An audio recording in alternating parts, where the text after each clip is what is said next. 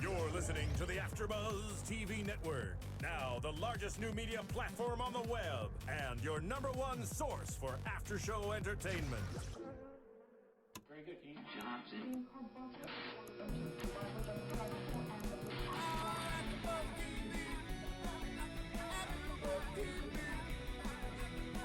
From the AFTERBUZZ Studios in Los Angeles, California, presented by Maria Menounos and Bing.com, and streaming live thanks to Akamai Technologies. This is AFTERBUZZ TV's Bates Motel After Show.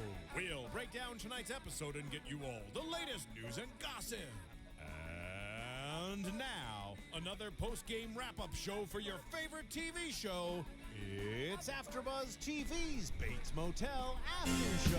Psycho killer, qu'est-ce que c'est? Yeah.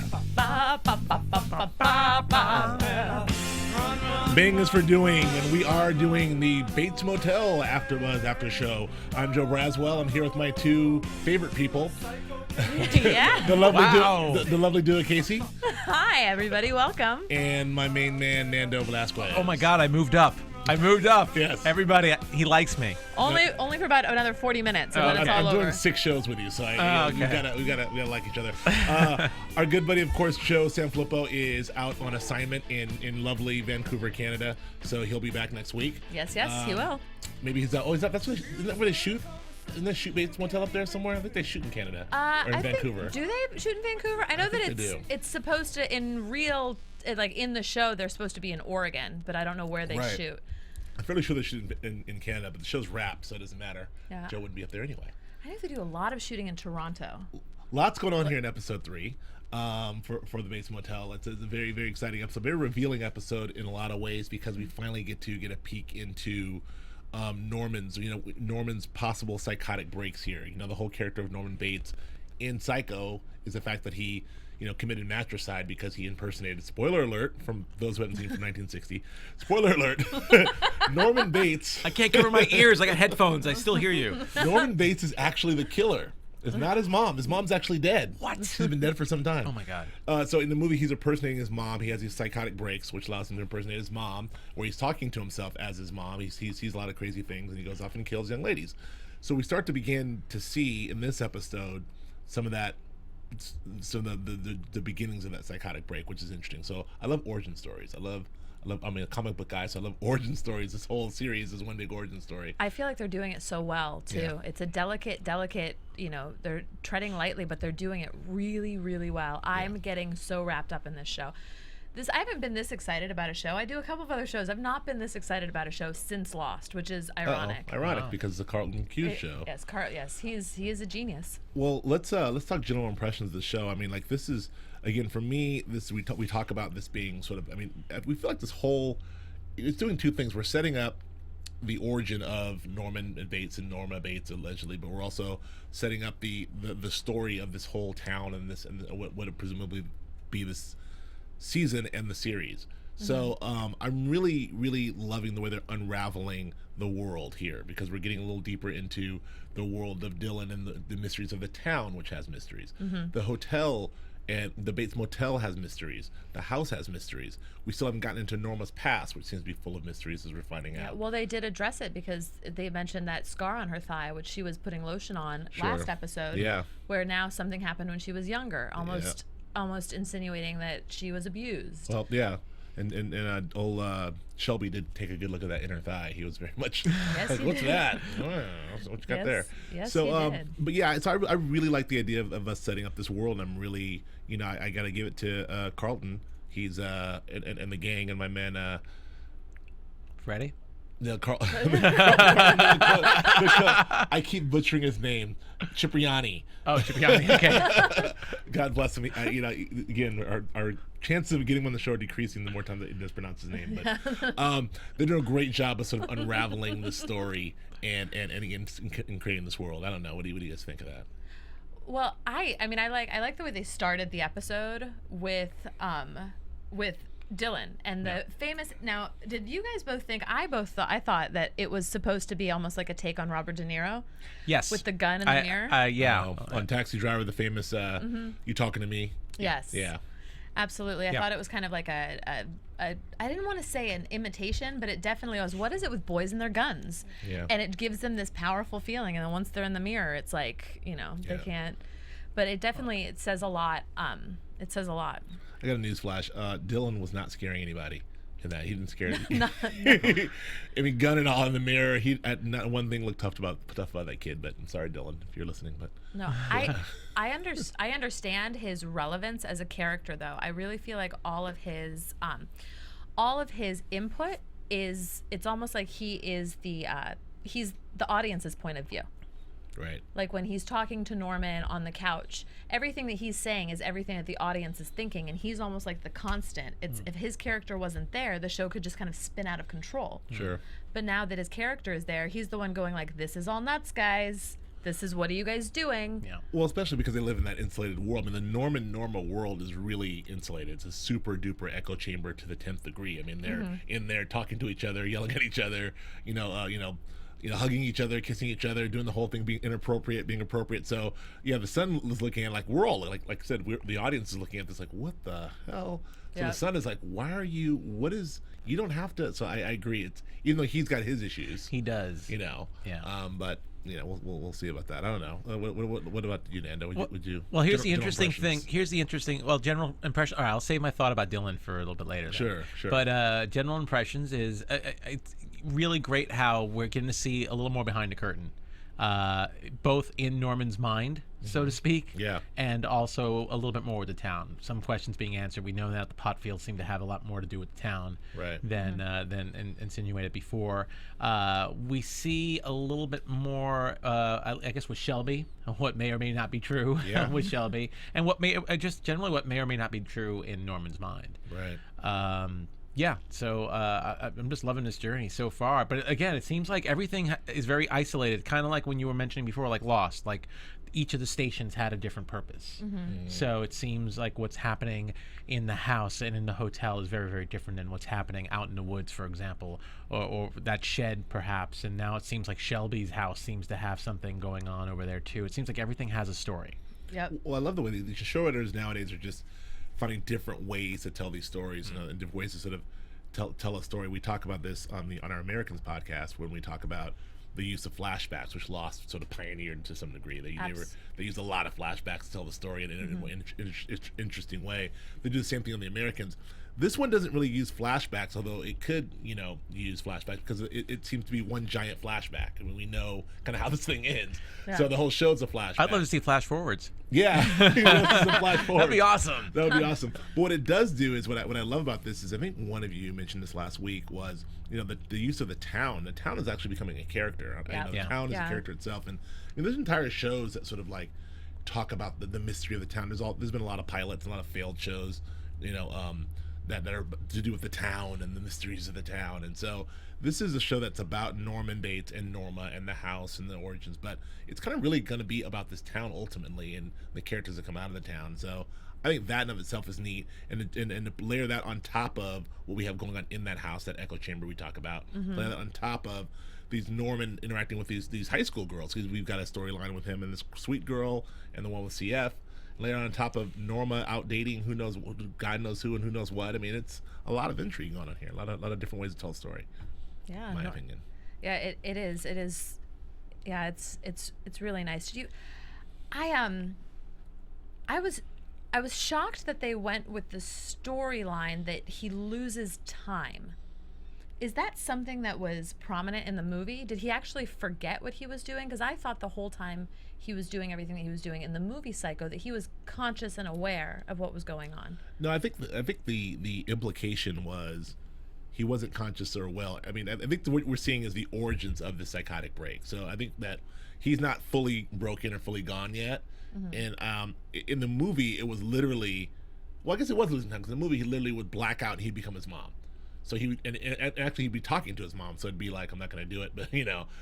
Norman, get over here, Mom, leave me alone. Norman, shut up, Mom, I'm sorry. Like, it's a lot, and it's just him in the room, So it's a lot of that. So so I mean, I don't know how much of that he's blacking out. And then there's a famous line in Psycho, of course, where after he kills my girl in the shower, he comes, he's like, Mother, blood. What did you do, Mother? And of course it's him. So and he doesn't realize that it was him who killed her because he thinks it was his mother.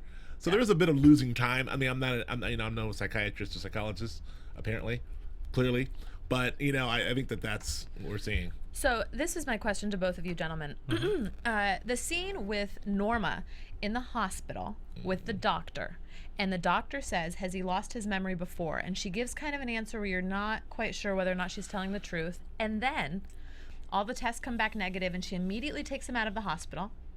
As if, and I was thinking, now, has this happened before? She knows what's wrong with him, or was she just worried about the fact that there was a warrant that was out on, or they had a warrant and they just searched her house? Yeah. I mean, I think that was what we were led to believe, but I kind of agree with you. It is more there that there's 100%. something else. There's something else going on with Norman that we don't know about, that Norma's hiding or Norma's trying to keep hidden. I think that she knows. I think that she knows 100% what's going on. Yeah.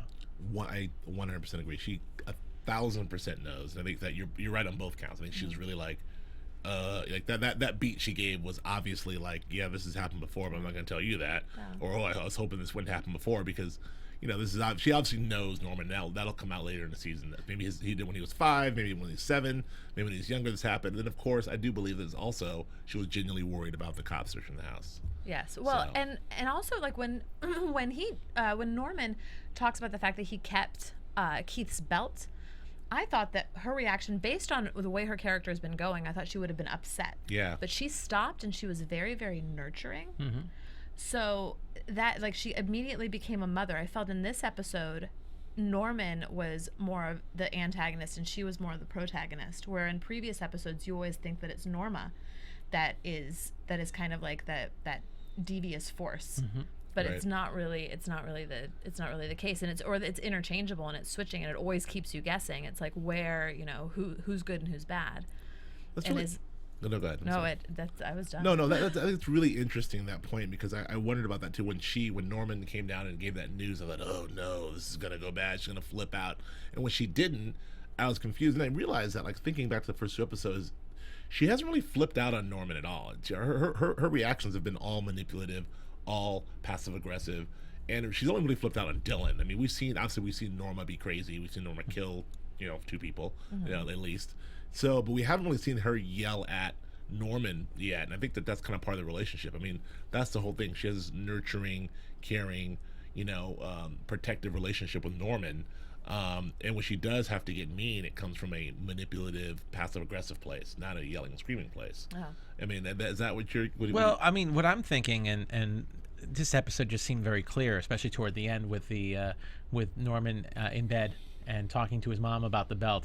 Yes. That the mom that wasn't there. Well, it really is a case of point of view as far as what the camera is shooting. Is the camera shooting a scene according to Norman's point of view, or is it shooting a scene according to Norma's point of view, or is it shooting a scene that's supposed to actually be like you're actually in the room and it's actually the real thing that's happening? I imagine that we'll get to that, because I think that when directors do that, there's like a physical choice they make, whether it's a 2-shot and we now can establish to the audience that this is happening, or whether it's a POV of Norman, But yeah, or certain things. So we're seeing a recollection of something. And We- this we is a don't know prequel, yet. so technically we're actually seeing something that's supposed to be taking place in the you're past. frying my brain, bro. Well, it's supposed to be taking place. It's a sequel. We know what happens in the future. Right. So we're seeing. We're in the present, watching the future. Well, That's really watching. the past. We're watching something from the past that was shot in the 1960s, but they're iPhones and Yes. all this. So it's a little. Yeah. It's a little confusing. But I really do feel that sometimes when it's kind of like talking in the first person or third person. Sure. When you're talking in the first person, it can be very, very biased toward Right. the first person who's talking. But Right. when you're seeing something in the third person, it's usually more of an objective. Like, just to go into comic books, since you love comic books, Mr. Origin Boy, like Hey. The Watcher. What's like up? like The Watcher. I don't know what you're talking about. I'm kidding. I know you know. Never what that heard is. of it. Yes, you did. The Watcher kidding, of watches. course. He knows. Well, and Nando, something that you mentioned earlier in the screening room was after that scene with Norma and Norman, where you realize that Norma is a figment of Norman's imagination on the bed. You mentioned after that now what scenes have we already seen that were in his imagination? Now going back and all of these other scenes, it's like what was real and what wasn't, and it's cracked that wide open. Yeah, and I really hope they don't do it that way, because I feel like that's cheating. I would like to believe that this is the first time that he's had this break, that the break has happened, and so therefore we're moving forward. Like, I would love to believe that that's the case, but I don't, I don't want to think that we're going to go back and be like, everything you saw was a dream. And I don't want to do that move, but I don't know. But I do want to get, let's talk about specifics. I mean, Nando, like, what jumped out at you in this episode? What leapt out at you? What's your takeaways? I wanted to talk a little bit about Dylan, just because he is an interesting character, and a really good note that you said is he is kind of taking the persona of the audience in a way. His perception of the whole thing is something that we all can agree with. I mean, he's a little bit of a rebel, and he's obviously stirring the pot a little, or so to speak. I mean, we know that Norma and Norman are both a little messed up. So even when he came in last week and started calling his mom a whore, you don't really say, yeah, she is a whore. No, you don't really think that, but at the same time, he's obviously seeing something based on what he knows, based on his experiences, based on their past, that we're still not familiar with. But we know, even though we're not ready to call her any names, like her loving son, that we know something's off. We know something's wrong. Yeah. And like you said, that scene with Norman and Dylan sitting down together was pretty telling. I mean, it was a nice little bonding moment, but Dylan was acting normal. It's funny how he seems to be able to act more normal around Norman alone, other than that little altercation last week, but that was because Norman saw the phone and called his mom a whore, so that's when he went off. But other than that, they don't have a great relationship, as he mentioned in the woods to his partner in crime, but they can seem to talk to each other in a normal tone. And then, as far as I wanted to bring up really quick too, because this also plays into the fact that he's kind of like the audience. I agree with you on Taxi Driver. I totally thought he was doing a Taxi Driver moment. And then he started talking about deliverance when he went out in the woods. Yep. Oh. Notice that while Norman is watching black and white movies, Dylan's referring to color movies. Oh, interesting. That is interesting. Yeah. So his reference point is a lot more modern than Norman is. So I think there's something really interesting there too, that it's not a coincidence that that's actually, like, everything is meticulously planned out in that character development, that they're like, this is what he's going to be, this is what he's going to do. I like that he's a hunter. I like that we found out that he can kill pheasant. Yeah. Right. There are a lot of things that I enjoyed. The fact that he was humanized this episode, because when he was talking to his partner in crime in the woods that oddly looked like the woods in Lost, he was his partner in crime asked him where his mother was from, and he couldn't answer the question. And then he asked him if he was close with his brother, and he was like, not really. And then that he thought about it, because when he got home, he took the time, he sat down with his brother, and he wanted to bond with him. So I think you realize that he's human, because he's like, I don't have a relationship with my brother. I need to salvage that. Maybe I should do something good here while I'm guarding the pot farm. So. And what about that? Do you think that, back to Dylan's character, I mean, so we know, I'm still a little worried about his penchant for crime. I mean, is this just a need to sort of make money, and what well, he seemed very disappointed when he couldn't get to do anything except for just sit down and watch a pot field all day long. But I think also he's obviously very green in the fact that he gets spooked pretty easily. Right. So when that Jonah Hill looking character freaked him out a little bit. Well, we just assume that poor Dylan. I mean, he seems a little sympathetic, and I'm starting to like him a lot more. So we just assume that he's just this poor disenfranchised kid who doesn't have a father, and his mom is a bitch, so he's out there doing dirt. Yeah, well, I think he has a lot to overcome. They have a messed up family, like they talked about beforehand. There's just a lot. There's a lot going on there. But I'm really sad that my prediction didn't come true, that Nancy Drew didn't kick the bucket this week. Oh well, that's pretty quick for this week. What is her name, by the way? Emma. Okay, because I've been referring to her as Nancy Drew ever since you said it last episode. Yeah. I like half her is like, who? Nancy who? I call her Asthma Girl, even though I know it's not asthma. It just seems like it. So they found out that these pictures in the book that Joe Sanfilippo absolutely loves this book. Right. He's obsessed with it. He does. Well, I mean, I'm jumping, because I do want to get your impressions of that too, but that book is available in full on iTunes. I just downloaded the whole sketchbook, so you can go on iTunes and download the sketchbook and look for your own clues and solve your own mysteries. Absolutely, so that's one thing that I encourage you all to do that. That's one thing that Cruz, the producer, is so good at doing, is that making everything interactive and making. I mean, you can go you can go to A&E.com as well and go, and they've got whole. You can go to every single room of the Bates Motel and click on it, and it'll have like little clues as to like what is coming up next episode, this episode. It's so he's really good at making it interactive and you going into their world. Right, and that was he's as we talked about on the ride over, he's one of the pioneers, or the pioneer in sort of that interactivity. Mm-hmm. Speaking of which, really quickly, we want to thank you, all of you guys, for watching and listening to us on iTunes. We really, really appreciate it. We're a new show. Obviously, we started last week. We'll be here every week. Please, download us on iTunes, rate us, tell us what you think, good or bad. We'd love to hear from you. But if you are going to rate us, it'd be nice if you gave us some 5s, because we like 5s. And Joe Sanfilippo loves 5s. I love 5s. Dua loves 5s. Nando took a 4. Oh, no, I'm not as picky. He likes yeah, 4s or 5s. I don't know if you've been looking at my dating life lately. Have you paid attention to that? No. He sets the bar low. In all, iTunes is we love you for you to download us on iTunes, and of course you can watch us on YouTube if you want, or you can watch us live on AfterBuzz if you want to. And we'll all interact with you on Twitter as well. But iTunes is a great place to be. So, just wanted to say that. So, do it, Kaissi. Yes, sir. Give me your takeaways. You started there. I interrupted you twice. Oh so no, it's totally fine. I go. just wanted to touch base with a little Nancy Drew. I actually also wanted to talk about the belt, because I think that's really important. That's one of the pivotal things. I feel like the two most important things this episode was the fact that we learned that Norman loses time. There's something obviously wrong with him. He's starting to lose his temper. This was referred to in episode 1, where he was getting into an argument with his mother. And she said, Norman, don't lose your temper. Like, this is a normal thing. It happens all the time. Don't do it. And so now we're kind of seeing what happens. So Norman kept the belt, to his mother's big surprise. And immediately his mother is like, all right, what do we do?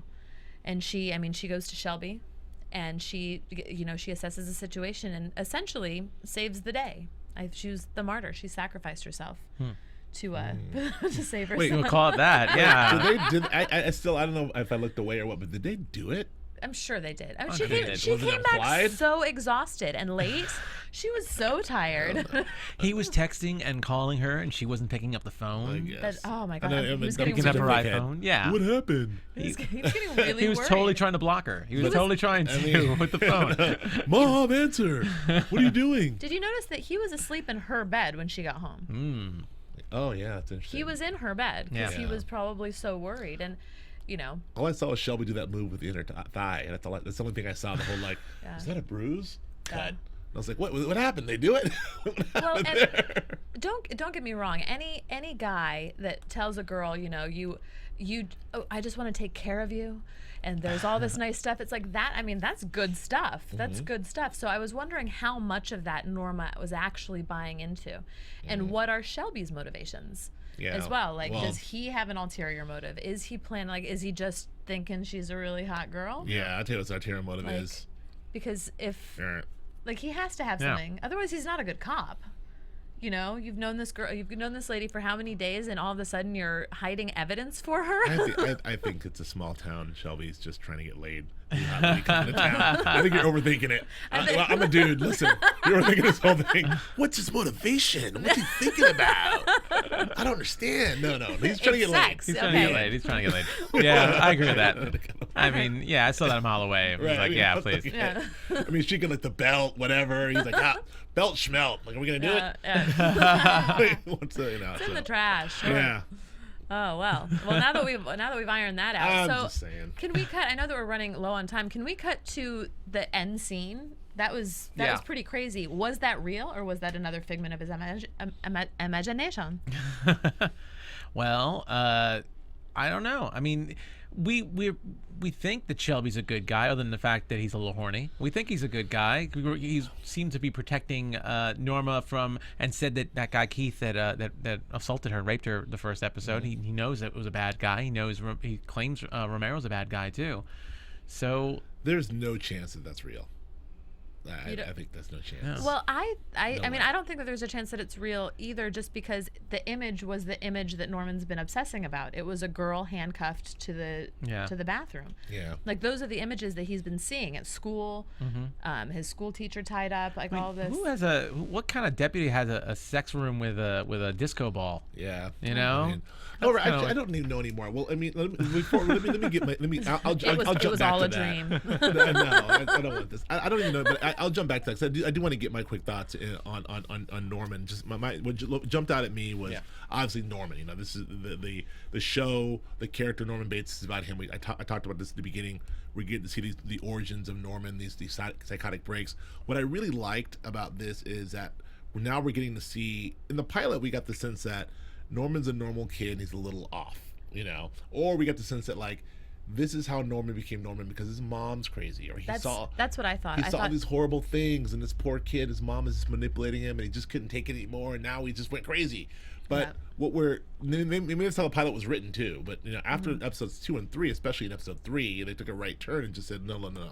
Norman's got issues that had nothing to do with, you know, sort of, maybe even, who knows, what chicken and egg. Who knows if these came from his mother, or who knows if this were just some sort of psychotic things he was born with or whatever and developed. But he's got issues, and clearly they're starting to manifest themselves with the anger, how that manifests itself in terms of his blackouts. Maybe when he gets angry, he blacks out. Maybe that's what his mom knows that. Or also with the pressure of, you know, if this has been under wraps or underwater for a while, but with the pressure of his father dying, and also Sure. him hiding a dead body with his mother, like, maybe everything's starting to come to the surface now. What it really feels like, I agree, what it feels like is that, feels very Incredible Hulkish, but when he gets angry, when he gets upset, he blacks out, and he like, it's an emotional thing. That's why mother, I call her mother. So mother's always trying to calm him down, like, calm down, Norman, calm down, because it's a thing where, like, once he gets mad, it's uncontrollable. That wasn't his temper in the classroom, though. That was his heart beating because he was horny himself. Yeah, but notice he passed out. His reaction wasn't to go and try to kill anyone. True. His reaction to just fast, I couldn't take it. I like how He's an adolescent kid. I like how when we cover the following, we hear the heartbeats always because of Kevin Bacon's pacemaker. The pacemaker, yeah. And in this case, it's just. It's really interesting to see, because now we can go back and know that scene on the couch when he's like, I didn't try to kill you. What happened there? Like, what are you talking about? And Yeah. And we saw his reaction. We saw him, the look on his face change, him go after him. He was definitely trying to kill him. So, so this is, and we've seen it, little hints of it in episodes 1 and 2. Where he's gotten a little upset and yelled at some people. We see it definitely in episode 3 where he gets upset at poor Emma and then really melts down on Emma. So, I mean, you know, and the undertones too. He gets mad so goofy, doesn't he? I know, he's so cute at being mad. No, like, he's until like, he kills you in the shower. Exactly. It's like, even That's not so cute. I think that speaks volumes for Freddie Highmore, and the way that he's playing this character is that it's really, like, you can tell that he's getting mad, but he's so mad inside because he still wants to be, like, all like nice, that it just starts, like, bubbling over, and he can't. Well, here's a question for you then. Why do you think he took the belt? Yeah, I don't know. I mean, because, you know, serial killers like to have a little trophy, they say. Yeah, maybe that's that. Maybe. And that's possibly that. I have a theory, if you don't mind. Please. Because it's connected to the book in a way. He was looking at the book. You were telling me, you know, who's looking at the book, and that's when he took the belt. Yeah, with the flashlight. So, and what's a better way to restrain somebody than using a belt? Oh, wow. So I feel like maybe there's a connection between his analogy with the book and the belt. Yeah, I feel like this You shows. know what? I'm sorry. Go, I had to Marissa. confirm. Because Jump in. I like this show too. I Please. saw the belt as a connection to another connection to his mother, because the belt is, you know, what Keith wore, and he was the one that raped her, and like that whole downward spiral for the mother to kill Keith, and then that's just like another symbol, another token to hold on to his mom.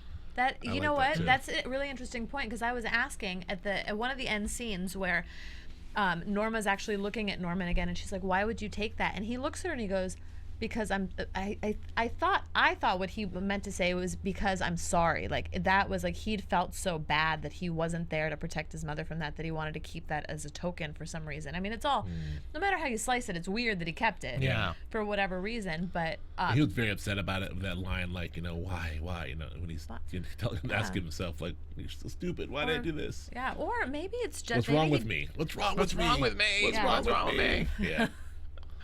He's poor tortured Norman. What's wrong with Norman? Yeah, I do also like, just the last thing I want to mention on this thing is I do like how they did address on the couch again, how they did address the fact that he calls his mom mother, and more of the origin stuff. You know, and that's one of the things that is a carryover from the movie, which is from 1960. Mother, and he still does it, which is obviously a callback, but. You know, I like the fact that they called that out. Like, why do you do that, dude? That's weird. And he's like, oh, no, it's my mother. So it's good to sort of address that, because otherwise it is weird. Yeah, and we were also wondering, talking about origins, the movie that he was watching. We were also wondering what movie that was. I know that you were looking up, and you'd on previous episodes that he was watching, like Notorious and That Girl Friday. This Girl Friday. That's what I read. Yeah. But this episode, I was curious because I know that those all and that that flower was back. Just letting you know, that flower, Persian. The flower that he gave to Bradley last week. Bradley then returned and gave it to him. So I don't know if that's like an omen, but that flower was the Persian lily, which is like an omen of bad things to come. Oh, the old Persian lily. The old Persian lily. the poisonous flower in the. I don't know, right? What's the other poison? It's poison, right? It's a poisonous flower, very poisonous. That's right. Yeah. So how much time do we have, Marissa? Well, we have like 5 minutes left, and I think we should go to. I know you have this segment. We can just jump that into our news and gossip, right? Yeah, sure. We can let's just go put to it news in. and gossip. AfterBuzz TV News. Well. So I've got so there's been a lot of controversy because Bates Motel has a PG-14 rating, and the Center for Culture and the Media Institute, along with the Parents Television Council, has been writing A&E and slamming, being quite rude, slamming A&E, and they have condemned Bates Motel for its sympathetic portrayal of a psychopath and its graphic violence in a show that is rated safe for kids to watch. A&E has not yet responded. But, and I can touch base on this a little bit more to give you an update, but I did, watching the show tonight, it still has a TV-14 rating. So I was just looking up really quickly. Other shows that had TV-14 ratings were Breaking Bad, Lost, The Following. Wait, Breaking Bad's a TV-14? Breaking Bad is a TV-14, and they murder people and cook meth. So that's crazy. Go ahead. The Walking Dead is also TV-14. What? Yep. Exploding brains and guts? Yep. CSI, Mad Men. Right, but I've heard enough. Nip Tuck, American Horror Story, and Sons of Anarchy are all TV mature. All right. Well, So- clearly the line is, as always, with the thing with ratings, which is what drives people nuts. The line is not violence; the line is sex. Yeah. So obviously, Mad Men, American Horror Story, and Nip Tuck are chock full of sex. Well, Breaking Bad, in the pilot episode of Breaking Bad, there were some sex scenes in Right. Breaking Well, Bad. there is, but not. I mean, I'm not going to commit. But it feels like the line of demarcation is violence on this side is okay, sex on this side is bad. That seems to be the message we're giving America. Yeah. Which, you know, that's what Norman Bates thinks. Sex bad, violence okay. Something as well, actually, Carlton Cuse said in an interview, the first 6 episodes of Bates Motel, you will find Easter eggs that are pertaining to Lost. Oh, for the big Lost, for the Lost fans. For a little something. So now, if you've watched it, now you can go back and watch it again, and maybe see something. I'm really curious, and I don't know if it's directly like Lost stuff. Like, hey, there's the record player from The Hatch, because that was the first thing that I thought. I was like, is that record player that's in Norma's house the record player from The Hatch? Right. Because that would be cool. Or maybe something overt, like, let's go to the Hatch Burger. They're at the Hatch. The burger stand. They're at the Hatch. Or like the carpet delivery people were actually like. That's what if I was writing it. Thank God I'm not writing this thing. I'm like, I know. Let's make the burger stand the Hatch Burger. I'm Joe Braswell. All right. So that's They all fly Oceanic or something. Yes. Yeah. Oceanic ad. The meagements of all the girls add up to the numbers. Well, or the ages or something. So is that all we got? Is that it? Is there? I mean, I can. No, that's it. No, I mean, I'm saying we're out of time. I'm supposed to make sure we got everything before we move on to predictions. Yeah, I'll save some stuff for next week. All right. I thought your prediction was going to come true this show, by the way. Oh yeah, me too. When he said you make my heart hurt, I'm like, oh yeah, your heart's gonna hurt, all right. Let's move on to predictions now. And now, your AfterBuzz TV predictions. Nando, what do you have? Oh boy.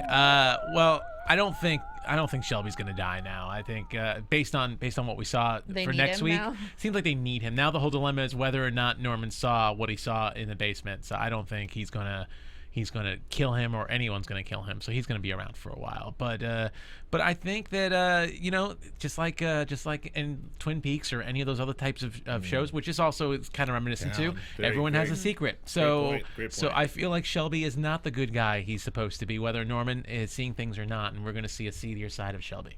All right. So based on what we learned this episode, that something is definitely wrong with Norman and he is losing time. My prediction's actually pretty big. I am going to predict that it was actually Norman that killed his father. Oh. That's a good one. That Norman killed his father. He forgot about it, and then he found his father, and his mother already knows.